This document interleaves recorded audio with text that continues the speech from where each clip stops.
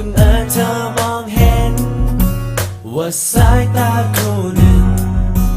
แอบมองเธอซึ้งอยู่เรื่อยมา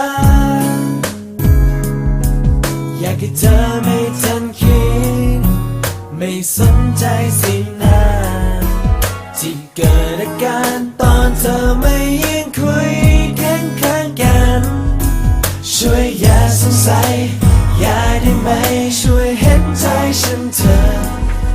ช่วยทำไม่เห็นทำเป็นมองข้ามไปไม่อยากให้เธอรู้ตัวเพราะกลัวเธอรู้ทันถ้าเกิดจะถามฉันจะทำได้ยังไงแต่โปรดเธออย่ารู้เลยว่าฉันรักหมดหัวใจแค่หวังดีไกลๆเก็บรักไว้ในใจแค่นั้นพอ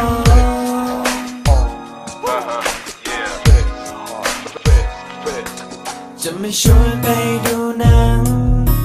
ไม่ปลื้มเธอนั่งรอไม่ให้เธอดูออกไม่เลยก็จะยังโทรไปหา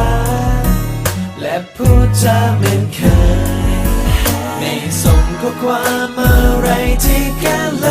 ยให้รู้ใจช่วยอย่าสงสัยอย่าได้ไหมช่วยเห็นใจฉันเธอช่วยทำไม่เห็นทำเป็นมองข้ามไปไม่อยากให้เธอรู้ตัวเพราะกลัวเธอรู้ทันถ้าเกิดเธอถามฉันจะทำได้ยังไงแต่โปรดเธออย่ารู้เลยว่าฉันรักหมดหัวใจแค่หวังดีไกลๆเก็บรักไว้ในใจแค่นั้นพอขอรักที่เงียบๆไม่ให้ที่ยุ่งยากรักมาแต่ก็จะเงียบ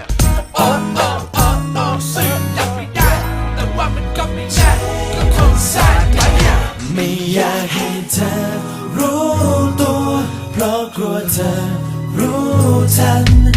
ถ้าเกิดเธอถามฉันจะทำได้ยังไง